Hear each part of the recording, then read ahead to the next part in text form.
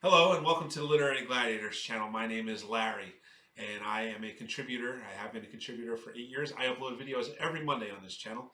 Other gladiators upload videos throughout the week. Please do subscribe. You'll get all kinds of great literary content from all the gladiators. But like I said, I upload videos on Mondays, and every Monday during the month of March in celebration of St. Patrick's Day, which falls in March, I will be talking about a different Flannery O'Connor story. Flannery O'Connor being an Irish-American writer, one of the most famous.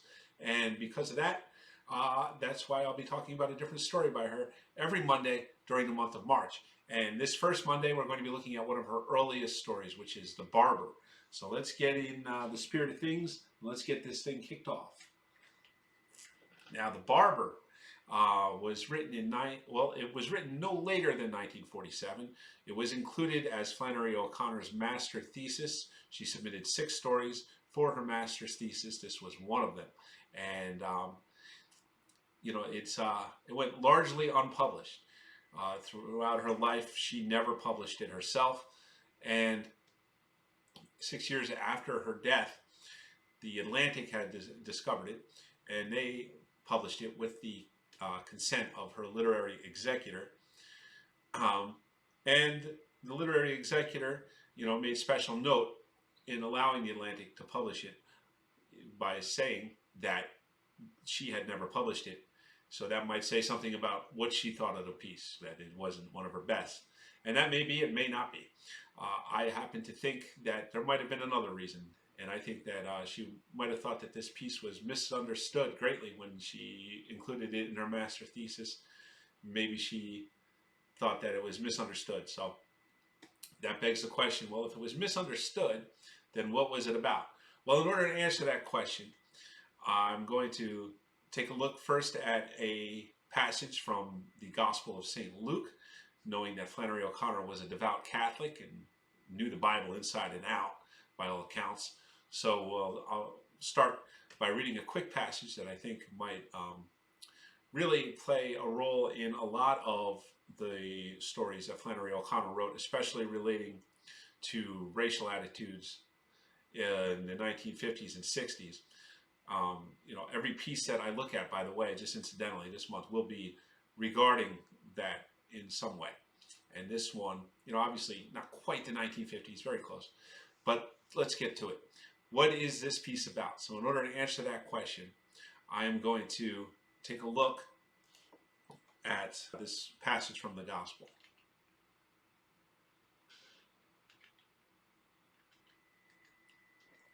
Can a blind person guide a blind person? This is from the Gospel of St. Luke. Will not both fall into a pit? No disciple is superior to the teacher, but when fully trained, every disciple will be like his teacher. Why do you notice the splinter in your brother's eye, but do not perceive the wooden beam in your own? How can you say to your brother, "Brother, let me remove that splinter from your eye," when you do not even notice the wooden beam in your own eye? You hypocrite, remove the wooden beam from your eye first. Then you will see clearly to remove the splinter from your brother's eye. Now, you might say to yourself, well, what does that passage have to do with the story of the barber? I read the story of the barber. I don't understand it. Well, let's take a look at, this is a different piece from the Atlantic. This one was written in 2013. And it includes a plot synopsis of what the barber is about. So let's take a look at that, and then maybe things will start to clear up about what I'm talking about, why that passage is relevant.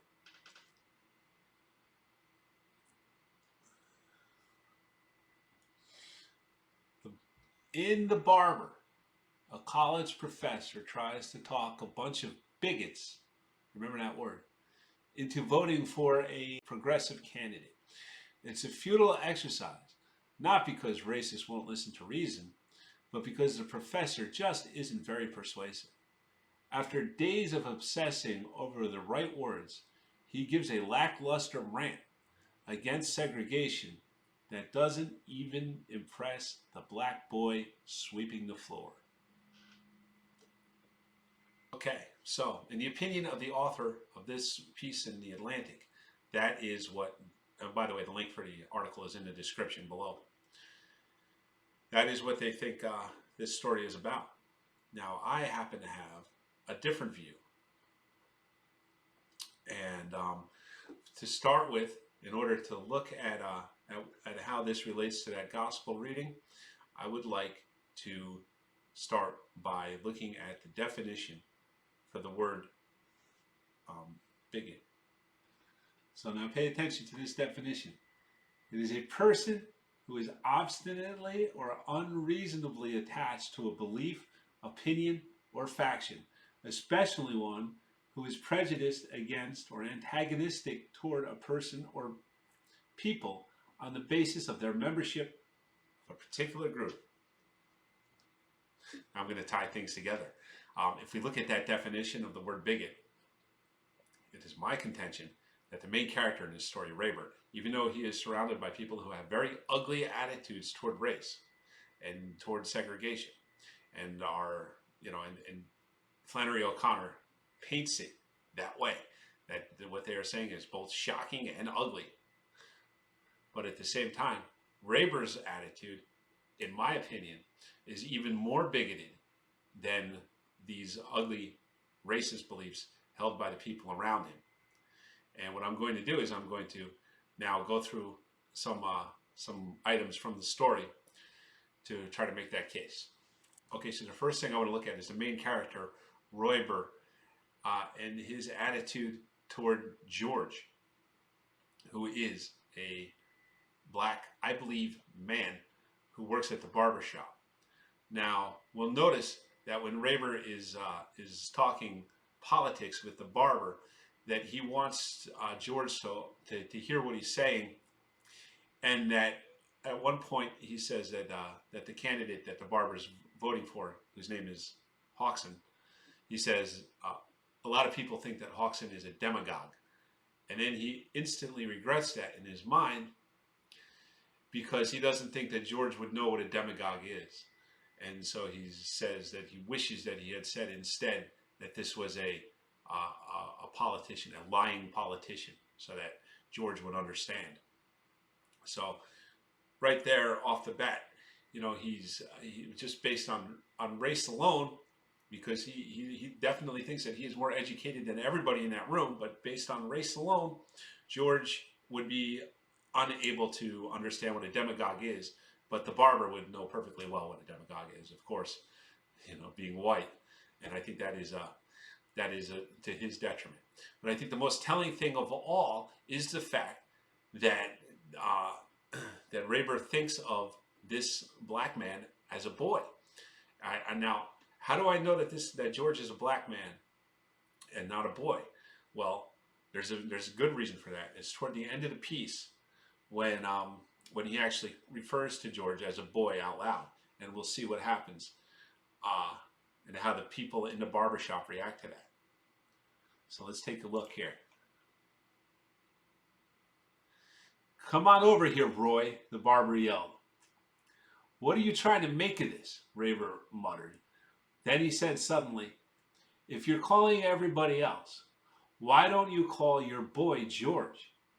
You afraid to have him listen?" The barber looked at Rayber for a second without saying anything. Okay, so now you'll see that this makes the barber self-conscious, or this makes Rayber self-conscious, right? Rayber felt as if he had made himself too much at home. "He can hear," the barber said. "He can hear back where he is." "I just thought he might be interested," Rayber said. "He can hear," the barber repeated. "He can hear what he hears, and he can hear 2 times that much. He can hear what you don't say as well as what you do." Roy, who's another customer, came over, folding his newspaper. "Howdy, boy," he said, putting his hand on Rayber's head. "Let's get on with the speech." So right there, you see, this man Roy, who's in the store listening to what Rayber said, hears Rayber refer to George as a boy, and then he comes up to him and calls him a boy too, and pats him on the head in a very condescending way as he uses that word. So to me, this implies that that the people in this barbershop don't use that word to refer to black men, and that George himself is actually a black man. So right there, I think it's clear Flannery O'Connor is making it known that Rayber himself is just as racist, if not more racist, than the other people in the barbershop who Rayber is trying to hold himself above in a very bigoted way.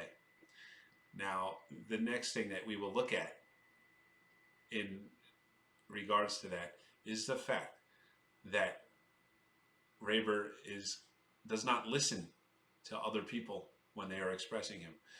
There's a scene that comes the previous week before Rayber makes his speech, where Roy is telling him about a speech that Hawkson made, and Rayber completely tunes him out, says, I'm not here to listen to this ignorant stuff in his own head. He doesn't say that out loud. He just says it to himself. He says, I'm not here to listen to these ignorant rants. And then he starts daydreaming and looking out the window and thinking about other things, not even hearing anything that Rayber says. This is another sign, I believe, of Rayber's ignorance. There is also the fact that, if you remember from the definition of the word bigot means that you have an unreasonable belief. Well, the fact that Rayber is so annoyed by having to come up with reasons for why everybody should be voting for the same candidate as him. He doesn't even have reasons worked out in his own mind for why he's voting the way he is. He's just voting the way he is, based on, it seems, largely emotional reasons, since he doesn't have anything worked out. He talks about, it's going to have to be systematic and worked out. I'm going to have to figure out why people should vote for this candidate. And, if it was a reasonable reason that he had, then, maybe he would have that all worked out already and ready to argue that Rayber is motivated by a self-righteous motivation. Now, one thing that we need to know about the story is, in the end, what happens is Rayber gives his speech. The people that hear the speech are not impressed by it. And then the barber turns to George and asks George who he's going to vote for. And George says, well, if they let me vote, I'm going to vote for Hawkson. And that's it. That's the last straw for Rayber. He loses his mind, loses his cool, and punches the barber right in the face. And that's that. That's how the story ends. And then, it really ends with him walking, almost running home, it says, with his face still covered in shaving cream and is starting to drip into his collar. So obviously Flannery O'Connor is trying to make this person look like a clown. And it's funny because this is a recurring plot point that will happen in a lot of the pieces that we're looking at, is the bigot. The bigot in the eyes of the liberal in these stories ends up getting hit. And it happens in 3 of the 4 stories that we'll be going over this month. So that's an interesting thing that she is revisiting, several times.